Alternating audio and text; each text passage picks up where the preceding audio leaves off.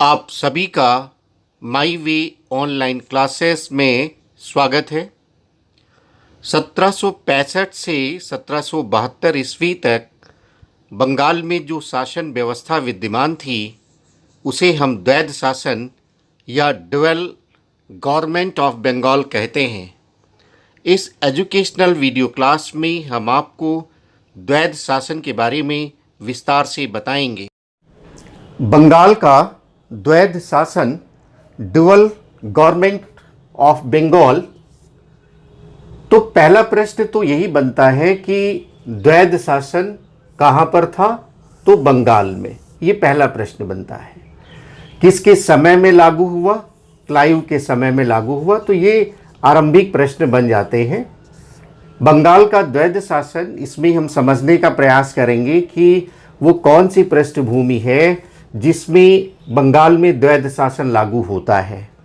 फिर हम ये समझेंगे द्वैध शासन है क्या, किस प्रकार का सिस्टम है ये, और इसके बाद हम इस बात को समझने का प्रयास करेंगे कि इससे अंग्रेज़ों को क्या लाभ हुआ, अंग्रेज़ों ने ये व्यवस्था क्यों अपनाई, और अंततः इसका परिणाम हम समझेंगे और ख़ास तौर से भारत पर क्या प्रभाव पड़ा, भारतीयों पर क्या प्रभाव पड़ा, इस बात को हम समझेंगे। बक्सर का युद्ध, जैसा आप जानते हैं कि 22 अक्टूबर 1764 ईस्वी को हुआ, और इस बक्सर युद्ध के बाद क्लाइव जब भारत फिर से आता है तो इलाहाबाद की संधि करता है। दो संधियां होती हैं, एक मुगल सम्राट के साथ और दूसरा अवध के नवाब के साथ। तो जो मुगल सम्राट के साथ संधि होती है अंग्रेज़ों की 12 अगस्त 1765 की, उस समय मुगल सम्राट था शाह आलम द्वितीय। इस संधि में, इलाहाबाद संधि में, अंग्रेज़ों को अधिकार प्राप्त हो जाता है, और ये अधिकार दीवानी से संबंधित था। दीवानी अधिकार मिल जाता है। दीवानी का अधिकार, इसका अर्थ ये होता है कर व्यवस्था का अधिकार, कर लगाने का अधिकार, दीवानी कानूनों से संबंधित अधिकार। और ये अधिकार मुगल बादशाह से, शाह आलम द्वितीय से बंगाल, बिहार और उड़ीसा के लिए प्राप्त हो जाता है अंग्रेज़ों को। इसके बदले में अंग्रेज़ 26 लाख रुपए मुगल बादशाह को देने को सहमत हो गए। अब ये एक बहुत बड़ी बात हो जाती इस संधि के माध्यम से। इस संधि के बाद अंग्रेज़ों ने बंगाल में क्या किया? तो बंगाल में क्या किया, इसको समझने से पहले थोड़ा मुगलों की प्रशासनिक व्यवस्था को समझना होगा।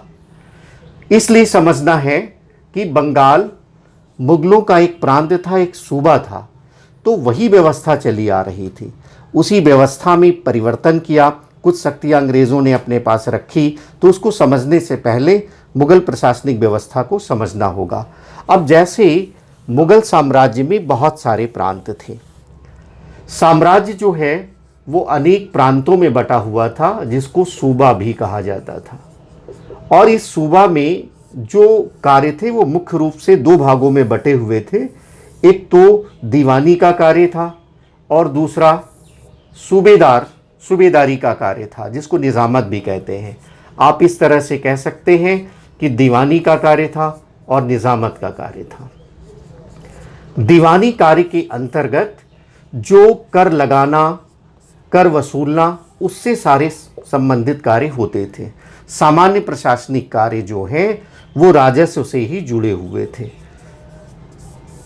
तो ये दीवानी के अंतर्गत आता था। निज़ामत का मतलब है कि जो सैनिक कार्य हैं, सैनिक मामले हैं, पुलिस मामले हैं और जो फौजदारी मामले हैं, वो निज़ामत के अंतर्गत आता था। पूछा जाता है कि निज़ामत के अंतर्गत क्या आता है, तो सैनिक मामले, पुलिस मामले, फौजदारी कानून, और दीवानी के अंतर्गत दीवानी कानून, कर से संबंधित मामले, राजस्व से संबंधित मामले। तो इसके लिए मुगल साम्राज्य में दीवानी मामलों को देखने के लिए एक अधिकारी नियुक्त होता था, उसको दीवान। बंगाल के नवाब में आप पढ़ेंगे कि कैसे मुर्शिद कुली खां को दीवान बना के भेजा और बाद में उसे सूबेदार बना दिया जाता है, यानी निज़ामत के कार्य भी उसको दे दिए जाते हैं। तो ये इस प्रकार की व्यवस्था विद्यमान थी बंगाल में भी। अंग्रेज़ों ने इलाहाबाद संधि के बाद जब उनको दीवानी के अधिकार मिले तो उन्होंने दीवानी के अधिकार प्राप्त कर लिए अंग्रेज़ों ने। 26 लाख रुपए देकर के मुगल बादशाह को ये प्राप्त कर लिए। और निज़ामत के कार्य जो है वो बंगाल के नवाब के पास ही थे। निज़ामत का मतलब है सैनिक कार्य, पुलिस कार्य, फौजदारी कार्य, ये निज़ामत के कार्य हैं। तो ये नवाब के पास ही थे। लेकिन अंग्रेज़ों ने क्या किया कि जो उस समय का नवाब था नजमुद्दौला, इसको 53 लाख रुपए दिया। चूंकि राजस्व तो दीवानी मामलों में अब अंग्रेज वसूलते हैं, सारा पैसा तो इनके पास आता है, इसके लिए उन्होंने 53 लाख रुपए दिए कि आप निजामत कार्य देखेंगे। और वह भी अंग्रेजों की सहमति से। जो भी कार्य करेगा बंगाल का नवाब वो नाम मात्र का ही होगा। वास्तविक शक्ति अंग्रेजों के पास आ जाती है इसके बाद। अब यहाँ से आप देखिए, दीवानी कर वसूलते हैं अंग्रेज और निजामत का कार्य बंगाल के नवाब के पास है, वो भी अंग्रेजी संरक्षण में है, उसके लिए 53 लाख रुपए देते हैं। तो बंगाल में एक प्रकार से ऐसी व्यवस्था हो जाती है कि वास्तविक शक्ति तो अंग्रेजों के पास हो जाती है और जो नवाब है वो नाम मात्र का रह जाता है। और पूरे के पूरे प्रशासन में एक तो कंपनी है जो भी बंगाल का प्रशासन है, एक कंपनी हो जाती है और दूसरा नवाब हो जाता है निजामत कार्य, भले ही नाम मात्र का सही। अब एक राज्य और दो शासन करने वाले लोग, दो शासन कर रहे हैं एक ही राज्य में, इसलिए इसे डुअल गवर्नमेंट कहते हैं, द्वैध शासन कहते हैं। एक राज्य और दो शासन करने वाले, जिसमें वास्तविक शक्ति अंग्रेज के पास थी और जो नाम मात्र की शक्ति है वो नवाब के पास है। दीवानी अधिकार पूरी तरह से कंपनी के पास में है, अंग्रेज के पास में है, और निजामत के अधिकार वो हमारे नवाब के पास है। अंग्रेज़ों ने यहाँ भी थोड़ी समझ दिखाई। उन्होंने डायरेक्ट, चूंकि अभी उनके पास प्रशिक्षित अधिकारी वर्ग नहीं है, तो उन्होंने क्या किया कि दो भारतीयों को ही, एक बंगाल में मोहम्मद रज़ा खां और बिहार में राजा सिताब राय को दो उप दीवान नियुक्त कर दिया। यह भी एग्जाम में पूछा जाता है कि बंगाल का उप दीवान कौन था, तो मोहम्मद रज़ा खां। बिहार का कौन था, राजा सिताब राय। तो ये आपकी द्वैध शासन व्यवस्था है। सामान्य शब्दों में आप कह सकते हैं एक राज्य दो शासन करने वाले, एक अंग्रेज दूसरे नवाब, अंग्रेजों के पास दीवानी, नवाब के पास निजामत। अब यहां पर प्रश्न ये उठता है कि इस व्यवस्था से अंग्रेजों को लाभ क्या है। पहला लाभ तो यही है कि सारी की सारी शक्ति अंग्रेजों के पास आ जाती है, बंगाल का नवाब नाम मात्र का हो जाता है। दूसरी बात ये उठती है कि अंग्रेजों ने ऐसा क्यों किया। जब वो बक्सर के युद्ध में जीत चुके हैं, प्लासी के युद्ध में जीत चुके हैं, तो प्रत्यक्ष शासन कर सकते थे। लेकिन अंग्रेज अभी आरंभिक अवस्था में हैं। वो प्रत्यक्ष शासन इसलिए नहीं करते हैं कि भारतीयों के असंतोष से बचना चाहते हैं। ऐसा ना हो कि भारतीय असंतुष्ट हो जाएं, विद्रोह की स्थिति आ जाए। अभी अंग्रेजी कंपनी इतनी सक्षम नहीं है। तीसरी बात यह भी है कि जो यूरोपीय कंपनियां, अन्य यूरोपीय कंपनियां व्यापार कर रही हैं, डच हैं, फ्रांसीसी हैं, दूसरी जो कंपनियां आ रही हैं, वो सीधे सीधे कंपनी को टैक्स देने में परेशानी हो सकती थी। इसलिए कंपनी ने क्या किया, ईस्ट इंडिया कंपनी ने, अंग्रेज़ों ने, कि भारतीय व्यक्तियों को ही ये कार्य सौंपे, भारतीय अधिकारियों को ही ये कार्य सौंपे, जिससे उनसे कर वगैरह लिया जा सके। और यह भी एक कारण है कि अभी अंग्रेज़ों के पास में प्रशिक्षित अधिकारी नहीं हैं, क्योंकि टैक्स वसूलने के लिए, पूरे सिस्टम को अपने हाथ में लेने के लिए ऐसे लोगों की आवश्यकता होगी जो स्थानीय भाषा को समझते हों, स्थानीय व्यवस्था को समझते हों, स्थानीय रीति रिवाज को समझते हों, और इसकी अभी कमी है उनके पास में। इसलिए उन्होंने प्रत्यक्ष व्यवस्था अभी उन्होंने नहीं किया और भारतीय अधिकारियों के माध्यम से इसको किया। अब यहाँ पर यह प्रश्न पैदा होता है कि द्वैध शासन का परिणाम भारतीयों पर क्या हुआ। तो भारतीयों पर बहुत बुरा प्रभाव इसका पड़ता है। कैसे आप इसको समझ सकते हैं कि दीवानी के अधिकार, सारे वित्त अधिकार, सारे राजस्व के अधिकार अंग्रेजों के पास हैं। ये लाभ के लिए ऐसा कर रहे हैं। भारतीयों के कल्याण के लिए नहीं कर रहे हैं। इसलिए अंग्रेज जो है सारा का सारा पैसा वसूलते हैं और उसको किसानों के हित पर नहीं लगाते हैं। तो सबसे बड़ी बाधा क्या पहुंच रही है कि नियंत्रण अंग्रेज कर रहे हैं, नियम अंग्रेज बना रहे हैं, तौर तरीके कैसे करने अंग्रेज डिसाइड कर रहे हैं, कर कौन रहा है? भारतीय अधिकारी, नवाब के अधिकारियों से कार्य हो रहे हैं।